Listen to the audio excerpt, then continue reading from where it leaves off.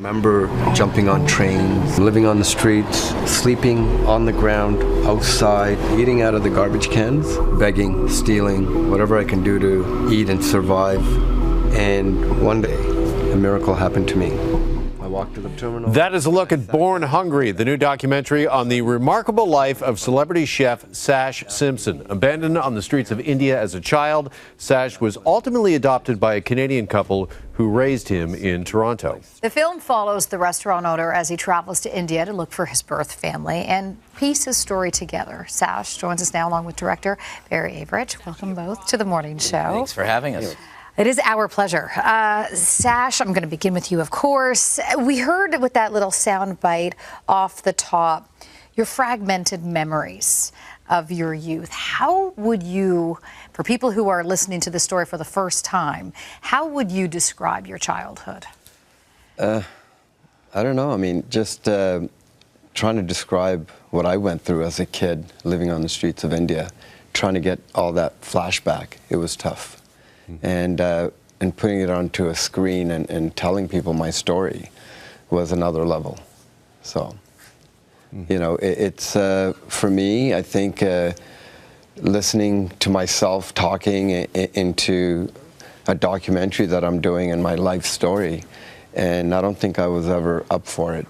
And as a kid, I knew I'd never want to talk about it.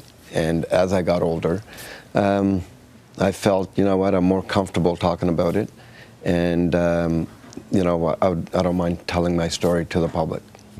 Barry, how about for you? What was it about Sash's story that made you want to tell it? I mean, as a documentary filmmaker, you're constantly looking for the best story that has it all, and this was it. I couldn't believe it. And I went to visit Sash at his restaurant during COVID. He'd opened up this beautiful restaurant, and here we were both sort of trapped in this world. And the first thing I said to him was, "We're going back to India." And he cried at the thought, not only because his restaurant was closed during COVID, but just, you know, what does that mean, going back to India? And really, there's a lot of duality in the story. He finds himself as we're trying to find his family. And it's also the story, you alluded to his adoptive parents, his mother, Sandra Simpson, this epic, incredible Canadian, this unsung hero who adopts 32 children, brings them back to Canada from some of the most war-torn parts of the world, and raises them. He's one of them. Extraordinary, extraordinary. Yes, there are two remarkable stories within this documentary, and you capture that beautifully, these parallel lives. So you're told, we're going back to India. You start to cry. Now, you go back to India on the streets where you lived. What was that like? Again, I didn't want to go back, you know, because what I went through as a kid, living on the streets, eating out of garbage cans, not having a home. And, you know, those flashbacks are negative for me, and I never wanted to see it. And, but again, I needed to go back just to kind of have some sort of a closure in my life and accept where I'm from. And thank God I did, because, man, I fell in love with it all over again. And I just looked at how beautiful it was. And, you know, people don't get second chances, and I did. And for me to get it and go back and tell the story, it was totally cool for me, and people get to watch it and to unfold what the real story was.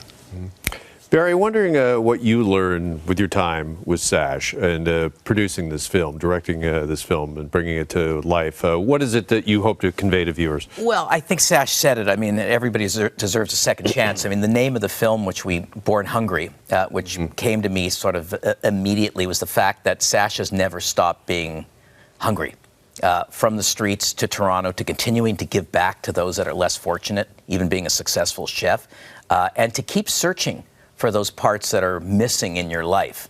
We went to India. It was 100 miles an hour while we were there. It's the most gorgeous country in the world, beautiful people, a blur of colors, and then we were relentless. We were filming from the minute we got there, on the plane, the minute we landed, till the minute he went to sleep, searching for family, searching for himself, pairing him with chefs, cooking goat brains in the streets. It was the most incredible experience, but I think the underlying message is to never give up. and he has never given up. Yeah. Where are you in the search for your birth family?